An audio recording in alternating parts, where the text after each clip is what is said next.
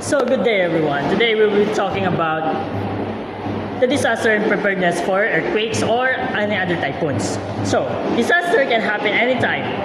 Typhoons, earthquake, floods, or fires. But with preparedness and community cooperation, we can lessen their impact and save lives. So preparedness begins at home. Every family should have an emergency kit with food, water, flashlights, radio, and first aid supplies. Knowing evacuation routes and keeping emergency numbers is also important.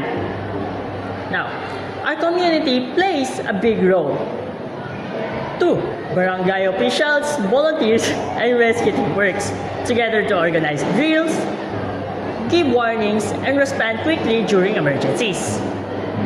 So, when disaster strikes, unity makes us stronger, helping neighbors, sharing resources, and following safety instructions can save many lives. So, preparedness and community response go hand in hand together. We can build a safer, stronger, and more resilient community. So, always remember, be prepared, be aware, and be united.